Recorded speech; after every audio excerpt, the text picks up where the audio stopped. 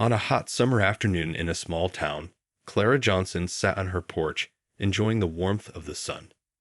At 80 years old, she was a beloved figure in her neighborhood. Known for her gentle smile and warm heart, Clara had lived in the same house for over 50 years. Neighbors often stopped by to share a cup of tea and a chat, drawn in by her kindness and wisdom. Her front garden, filled with colorful flowers, was a testament to her nurturing spirit, and children in the area loved to visit her, often asking for stories from her youth. But that day, something felt different in the air. Tensions had been rising in the community, particularly between the police and the residents.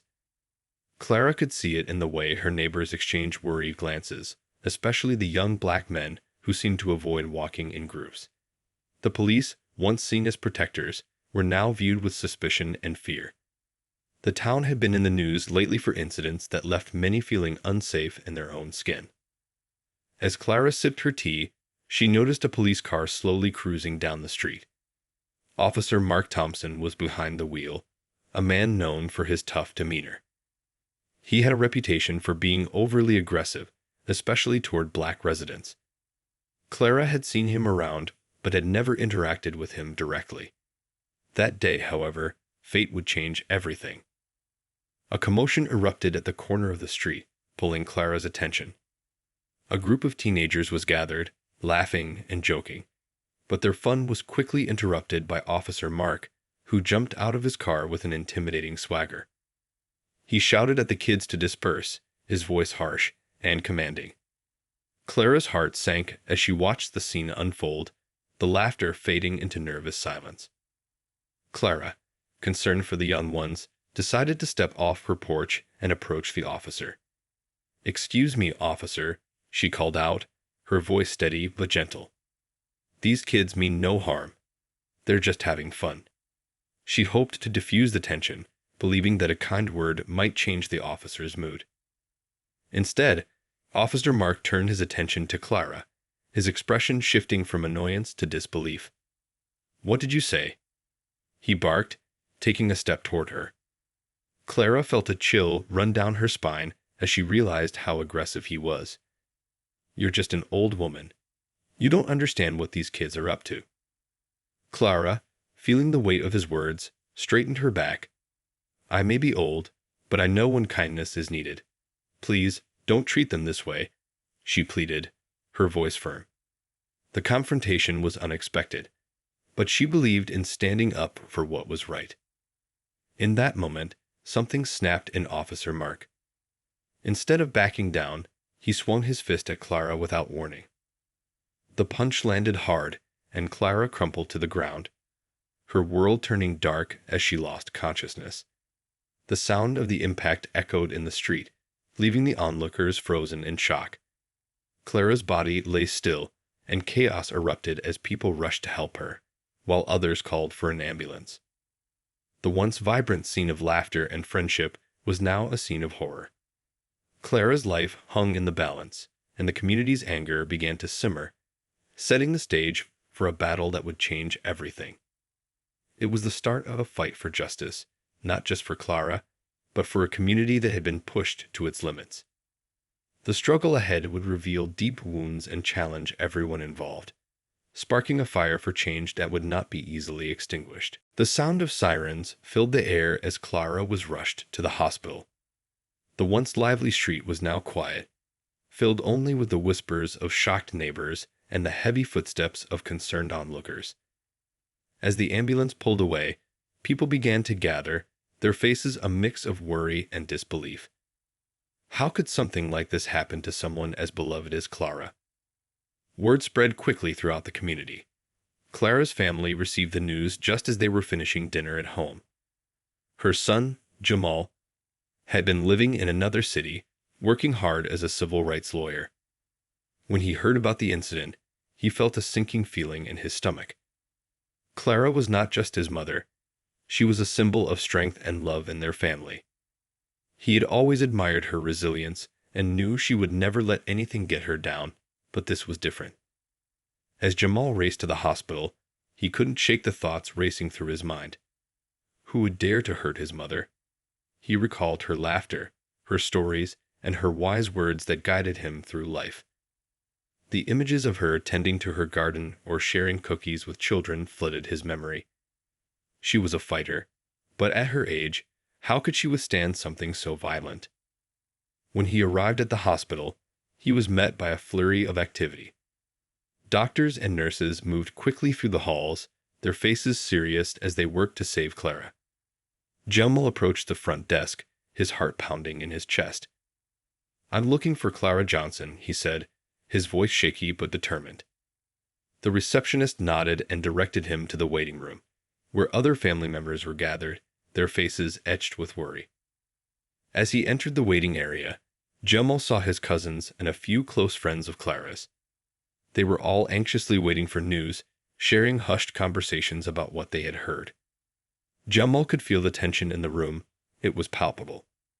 He took a deep breath and joined them, trying to stay strong for the sake of his family.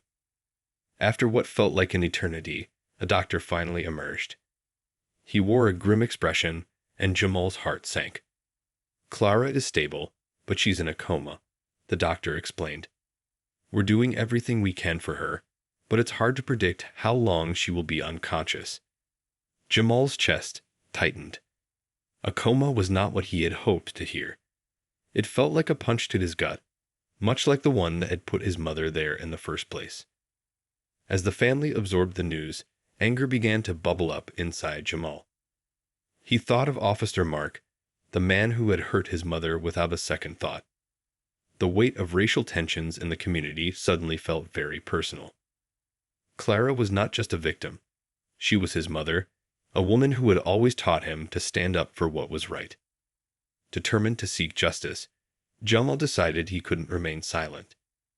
He began to speak to the others in the waiting room about what had happened, sharing his desire to hold the officer accountable. "We can't let this go unnoticed," he urged.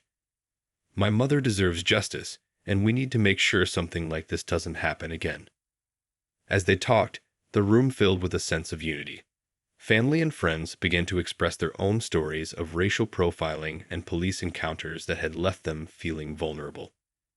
It was clear that Clara's situation was not just an isolated incident. It was part of a larger problem that needed addressing. The group decided to band together, ready to fight for Clara and others like her, igniting a spark that would lead to a movement for change in their community. With a sense of purpose growing inside him, Jamal realized that the fight for justice would not just be for his mother. It would be for everyone who had been affected by violence and discrimination. And as Clara fought for her life in the hospital, Jamal vowed to continue her legacy of strength and resilience. As the days passed in the hospital, Clara remained in a deep coma, and her family found themselves in a state of anxiety and uncertainty. Each day, Jamal and his relatives took turns sitting by her bedside, holding her hand and talking to her, hoping she could somehow hear their voices. They shared stories, laughed softly, and reminisced about the times they spent together, believing that their love might reach her in the depths of her unconsciousness. The news of Clara's assault quickly spread beyond their family. Local news stations began reporting the story, painting a vivid picture of a beloved grandmother attacked without reason. Journalists interviewed neighbors, many of whom had known Clara for years, and their accounts of her kindness and generosity tugged at the heartstrings of the community. This wasn't just a story about police brutality. It was about a woman who represented love and strength in a neighborhood that had seen its share of struggles. The media attention sparked outrage throughout the town. People began to rally, gathering outside the police station with signs demanding justice for Clara. "No justice, no peace. And we stand with Clara," became rallying cries as the community united in their demand for accountability. Jamal felt a sense of pride watching the support grow. It was heartwarming to see neighbors and even strangers come together, fueled by a shared sense of injustice. As protests continued, the local civil rights organization stepped in to help. They organized meetings, inviting community members to share their experiences with the police. Jamal attended these gatherings, finding solace in the collective pain and anger. He listened as people recounted their own brushes with law enforcement, tales of unfair treatment that resonated deeply with him. Each story reinforced his determination to fight for his mother and for all those who felt voiceless. Meanwhile, Officer Mark, who had been placed on administrative leave, was under increasing scrutiny. His past began to unravel in the media, revealing a history of complaints against him for aggressive behavior and racial profiling. The community learned that he had been involved in other incidents that made them question his judgment and character. This information fueled the protests even more, as people demanded that he be held accountable not just for Clara's assault, but for his entire record of misconduct. As the pressure mounted, the police department issued a statement, attempting to downplay the situation. They claimed they were conducting an internal investigation and insisted that Officer Mark had acted within protocol. This only intensified the anger of the community, and more people joined the protests, feeling that they needed to take a stand against a system that had repeatedly failed them. Jamal decided it was time to take action. He began planning a larger rally, one that would draw attention not just to Clara's case, but to the broader issues of police violence and racial injustice. He reached out to local leaders, activists, and even national organizations that had experience with similar cases. His goal was to create a united front that could not be ignored. As the date for the rally approached, the energy in the community was electric. Jamal could feel the excitement building as flyers were posted and social media buzzed with news about the event. People began to share Clara's story, and her face became a symbol of resilience and strength against oppression.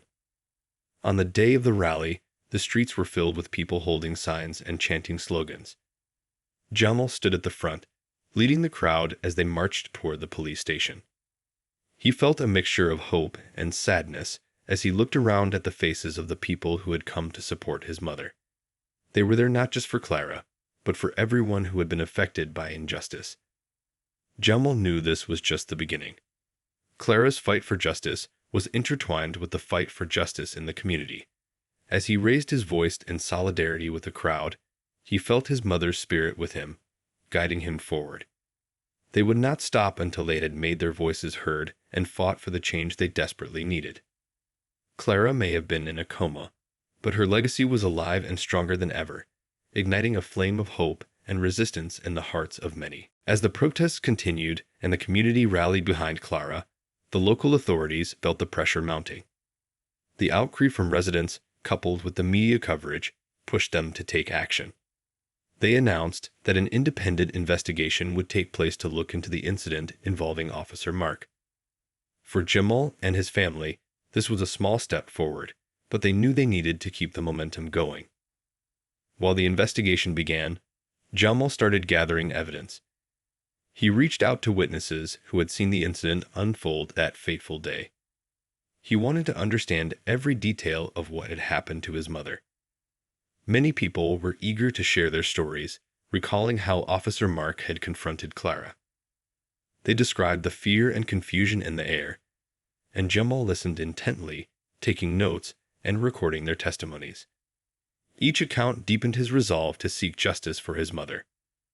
Jamal also sought out legal advice from fellow lawyers who specialized in civil rights cases.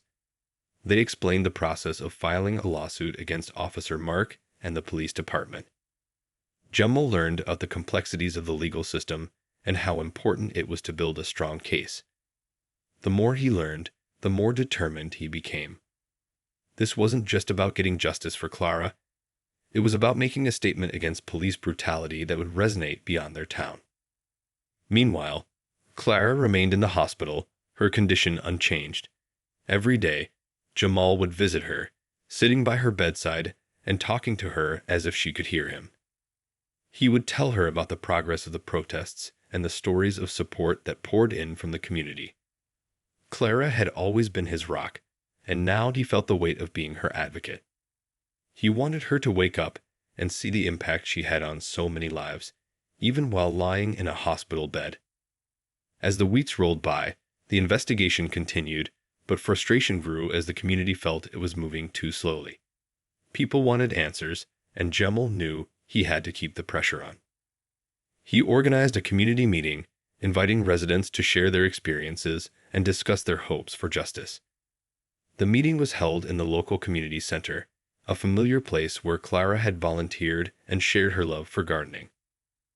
On the night of the meeting, the room was packed. People filled the seats and spilled out into the hallways. Jamal stood at the front, looking out at the sea of faces. He felt a mix of pride and anxiety. "Thank you all for coming," he began, his voice steady. "We are here for my mother, Clara, but we are also here for each other. This is about more than just one incident. It's about our community and our right to feel safe." As Jamal spoke, people shared their own stories of encounters with the police. Some recounted times they had been unfairly treated, while others shared their fears for their children when they walked out the door. The room buzzed with emotion as the shared experiences created a strong bond among the attendees. It became clear that Clara's story was just one thread in a larger tapestry of struggle and resilience. During the meeting, Jamal encouraged everyone to take action. He suggested they could organize more protests, reach out to local leaders, and even contact national civil rights organizations for support. "We need to make our voices heard," he urged. "Together, we can make a difference." The energy in the room shifted as people began to feel empowered. They started discussing strategies, from social media campaigns to community outreach. The sense of unity was electric. Clara's fight was igniting a movement, and Jamal could feel hope rising among the crowd. As the meeting wrapped up, Jamal felt a renewed sense of purpose. He knew they were on the brink of something bigger than just seeking justice for his mother. They were standing up against a system that had long overlooked their voices. And with every passing day, they were drawing closer to a moment when they would demand not just justice for Clara, but also lasting change for their community. Jamal left the meeting feeling lighter, hopeful that the support surrounding Clara would eventually lead to a brighter future for everyone. The days turned into weeks, and while Clara remained in her coma, Jamal continued to rally the community around her cause. The protests had gained significant traction, and news outlets were paying more attention to Clara's story. One morning, Jamal woke up to find his phone buzzing with messages. He scrolled through them, his heart racing as he read headlines that featured his mother's name. It felt surreal to see Clara's face on the news, but it also reminded him of the urgency of their fight. Amid the chaos, an unexpected moment came when Officer Mark was brought in for questioning. Jamal learned that the police department was conducting its own internal review of the incident. This news stirred a mix of emotions in him: anger, frustration, and a glimmer of hope. He knew that many eyes were watching, and it was crucial for them to hold Officer Mark accountable. The community had united for Clara, but now they needed to ensure that the truth would not be buried. During the questioning, Officer Mark sat across from investigators, his face a mask of tension. He had been avoiding the public and the community's mounting anger since the incident. As he was questioned about the day Clara was assaulted, he was confronted with witnesses who had come forward to share their accounts of what happened. Each testimony painted a picture of an officer who had acted recklessly and without justification. Mark's discomfort grew as the evidence against him piled up. In a moment that would change everything, the investigators revealed to Officer Mark that Clara was Jamal's mother. The news hit him hard, like a punch to the gut. Suddenly, this wasn't just about a nameless victim. It was about a woman with a family, a legacy, and a son who was prepared to fight for her. The realization sunk in, and panic spread across his face. He could see the anger and determination that fueled Jamal's actions and the unity of the community behind him. As the investigation continued, Jamal learned that Officer Mark had a history of complaints against him. The community began to uncover more about the officer's past, and they found that he had faced disciplinary action before, but nothing had ever truly changed. This information sparked even more outrage. People felt betrayed, and the protests intensified, demanding that the police department take responsibility for their officers' actions. In the midst of all this, Clara's condition remained unchanged. Every day, Jamal would sit by her bedside, holding her hand, hoping for any sign that she could hear him. He shared his plans for the future and the movement they were building in her honor. "We're going to make sure your voice is heard, Mom," he whispered, tears streaming down his face. "We're fighting for you, and we won't stop until we get justice." During one of his visits, Jamal noticed a small change. Clara's fingers twitched ever so slightly, and he felt a surge of hope. "Mom, can you hear me?" he asked, his voice filled with anticipation. He leaned closer, holding her hand tightly. "Please wake up. We need you. The community needs you." Jamal began to believe that the energy from the protests and the love surrounding her might reach Clara in some way. The community had rallied around her, and he felt that her strength could help bring about the change they all desperately needed. Meanwhile, the police department's internal investigation progressed, but Jamal knew it would take more than that to create real change. He started working with local activists to plan a town hall meeting, where community members could express their concerns about police practices and discuss the changes they wanted to see. This meeting would be a chance for everyone to come together, share their experiences, and demand accountability. As the town hall approached, Jamal felt a mixture of anxiety and excitement. He knew that this was a pivotal moment for the community and for his mother. The rallying cry for justice was growing louder, and he was determined to ensure that Clara's story would not be forgotten. With each passing day, Jamal felt his mother's spirit guiding him forward, urging him to keep fighting. They were in this together, and he would not rest until justice was served. The day of the town hall meeting arrived, and Jamal felt a mix of excitement and nerves. He arrived early at the community center, making sure everything was set up. Tables were arranged, chairs lined up, and banners with slogans like "Justice for Clara" and "Accountability for All" were hung on the walls. Jamal wanted this meeting to be a safe space for everyone to share their thoughts and feelings about the situation in their community. As people began to filter in, Jamal greeted them with a warm smile. He recognized many faces, neighbors, friends, and even some people he had never met before, all coming together for a common purpose. There was a palpable energy in the room, a sense that they were all there to make a difference. Jamal felt his heart swell with pride. Clara's fight was bringing people together in a way he never could have imagined. When the meeting started, Jamal stood at the front, ready to address the crowd. He took a deep breath and began to speak. "Thank you all for coming today. We are here because we believe in justice. We believe in standing up for what's right. My mother, Clara, is in the hospital, and it's not just her story we're fighting for. It's the story of our entire community." His words resonated with everyone present, and the room erupted in applause. Jamal continued, sharing Clara's story, the details of the incident, and the protests that had followed. He spoke about the unity that had formed, how people were finally coming together to confront the issues of police brutality and systemic racism. "This is our moment to demand change," he said passionately. "We need to ensure that our voices are heard, that our concerns are taken seriously, and that no one else has to go through what my mother is enduring." After Jamal spoke, he opened the floor to others. One by one, people stood up to share their experiences. A young woman named Mia talked about an encounter she had with the police while driving home one night. She described the fear she felt as she was pulled over for no apparent reason, her heart racing as the officer approached her car. "I was terrified," she said, her voice shaking.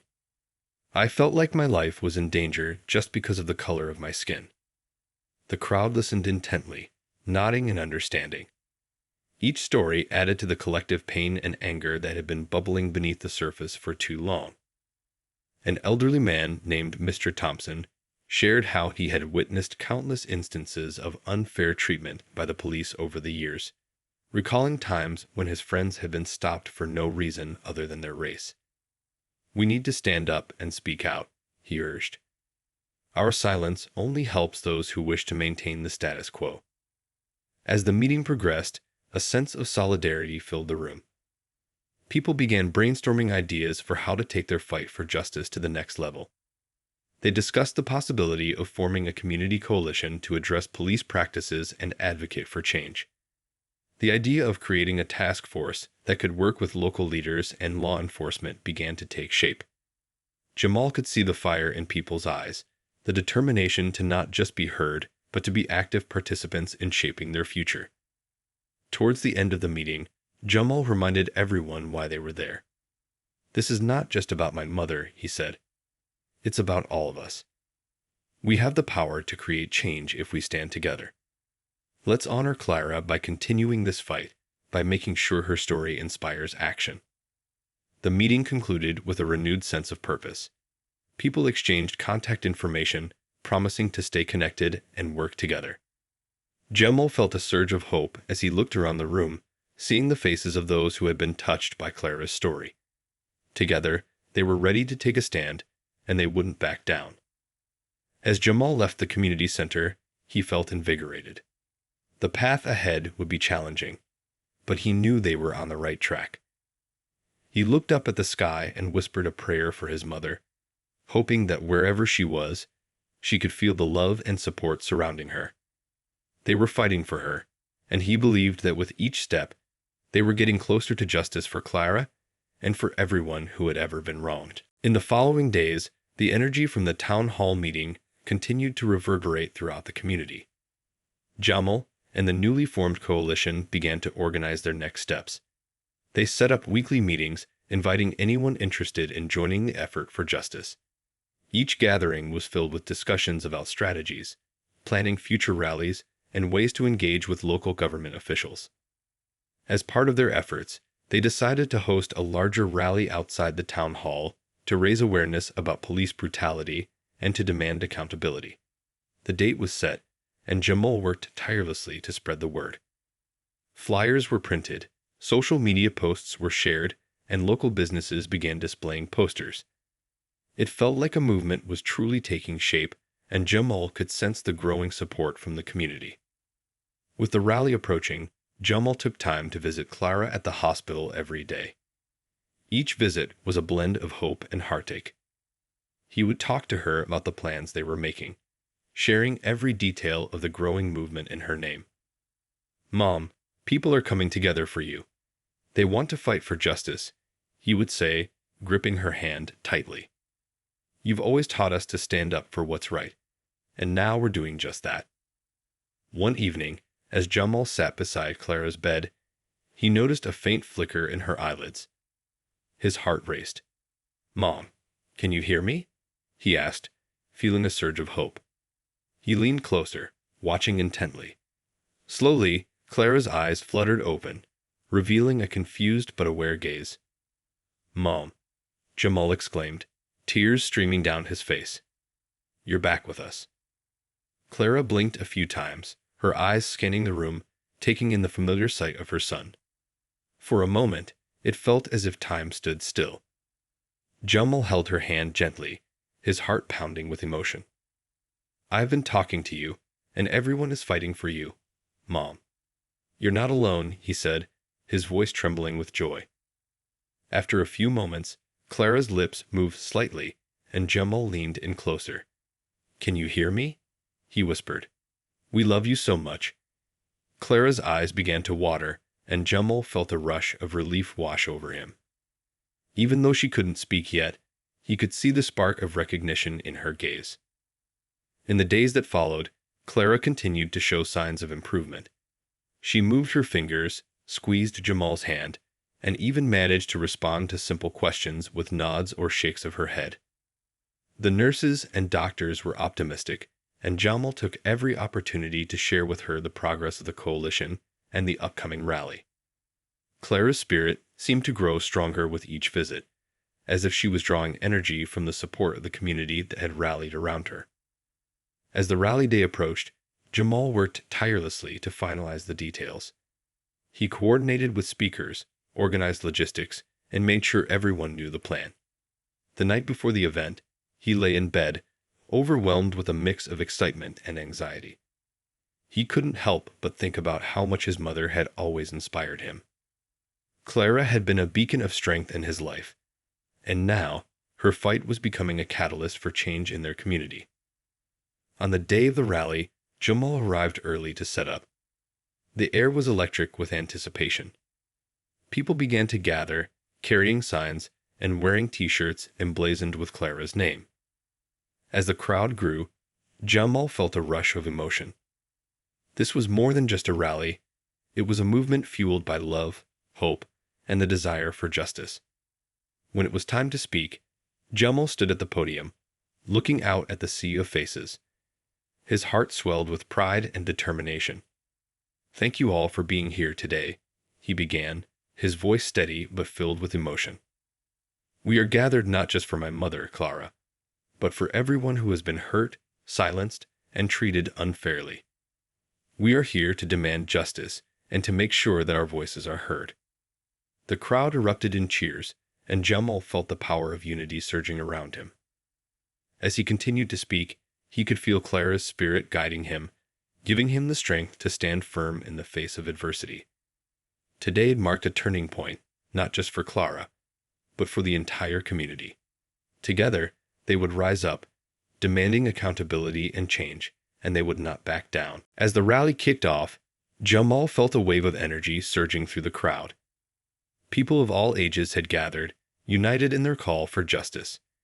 He looked around and saw familiar faces, friends, neighbors, and even strangers who had come to support Clara and the cause. They all held signs with powerful messages, some reading "Justice for Clara," while others said, "Enough is enough." The atmosphere was charged with passion and determination. The event began with local leaders taking the stage, sharing their thoughts about the importance of standing up against police brutality. Each speaker shared stories that echoed the struggles faced by many in the community, drawing connections between their experiences and Clara's situation.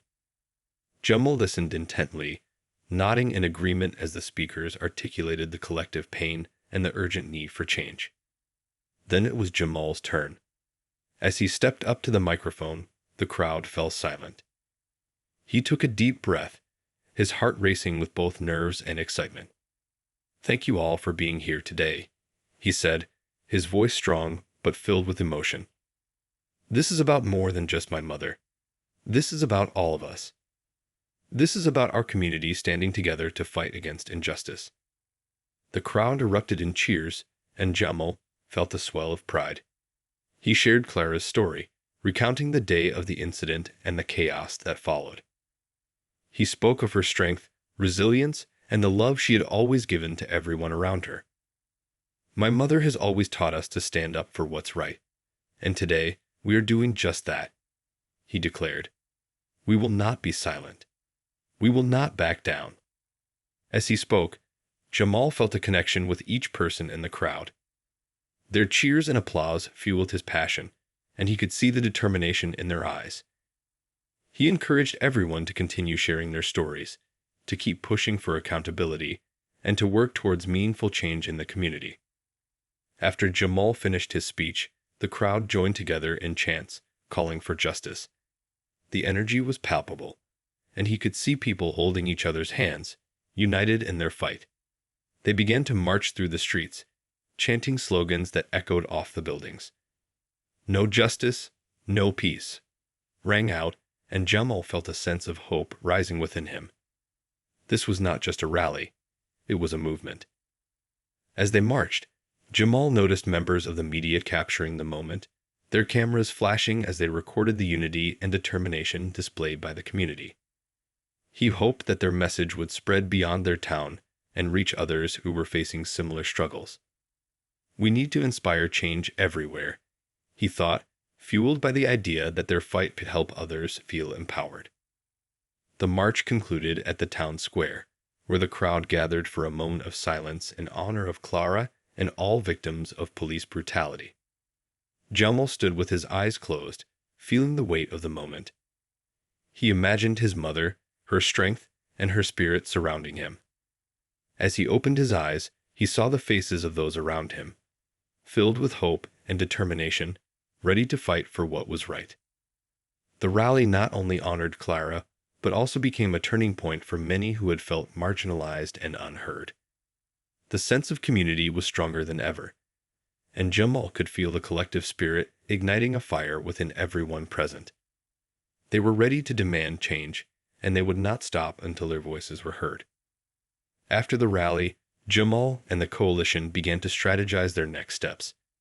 They discussed reaching out to local government officials to propose a community policing initiative aimed at building trust between the police and the community. They wanted to create programs that fostered understanding, education, and accountability within law enforcement. As they brainstormed ideas, Jamal felt a renewed sense of purpose. The community had come together for Clara, and he knew they had the power to create lasting change. With each plan they made, he felt closer to his goal of justice for his mother. He knew that Clara's fight was far from over, but he was determined to see it through. Together, they would push for accountability, ensuring that Clara's legacy would spark change not only for their community, but for countless others. They were just getting started, and Jamal felt ready to lead the charge. In the weeks following the rally, Jamal and the coalition worked tirelessly to keep the momentum going. They met regularly to discuss their goals, plan future events, and develop strategies for engaging with local leaders. The support from the community remained strong, and Jamal felt a sense of hope that had been absent before. Clara's fight was becoming a powerful symbol for change, and more people were joining their cause. As Clara continued her recovery, Jamal made sure to share updates about the coalition's progress with her. Every time he visited the hospital, he brought her a new sign from the latest protest or a photo of the growing community support. "Look, Mom, people are standing up for you," he would say, his heart full of pride. With each visit, Clara became more responsive. She would squeeze his hand or nod her head, and Jamal took these as signs that she was getting stronger. One day, as he sat by her bedside, Jamal noticed a small notepad on the table beside her. It seemed Clara had been jotting down thoughts and reflections during her recovery. He picked it up and began to read. There were notes about resilience, love, and the importance of fighting for what's right. In one entry, Clara had written, "I may be weak now, but my spirit is strong." Tears filled Jamal's eyes as he realized that even in her condition, Clara was still guiding him. With Clara's strength in mind, Jamal and the coalition decided it was time to approach the local government. They wanted to present a formal proposal for community policing initiatives that would encourage dialogue between law enforcement and the residents. They crafted a detailed plan outlining their ideas, emphasizing the need for training, community engagement, and accountability measures for police officers. Jamal felt excited yet nervous. This was a big step, and he wanted to make sure they were taken seriously. On the day of the meeting with local officials, Jamal stood outside the town hall with the coalition members, their hearts racing with anticipation. They were determined to make their voices heard. As they entered the building, Jamal felt a mix of apprehension and hope. He knew they had a chance to influence real change, but he also understood the challenges they might face. Inside the conference room, they were met by several officials, including the police chief and the mayor. Jamal took a deep breath and began to speak. "Thank you for allowing us to meet with you today. We are here to discuss the importance of community policing and how we can work together to build a safer, more trusting environment for everyone." As he presented the proposal, Jamal could see the officials listening intently. He highlighted stories from the community and shared Clara's journey, emphasizing how her fight was about more than just one incident. It was about changing the culture of policing in their town. The room was filled with tension, but Jamal could sense that his passion was making an impact. After the presentation, there was a moment of silence.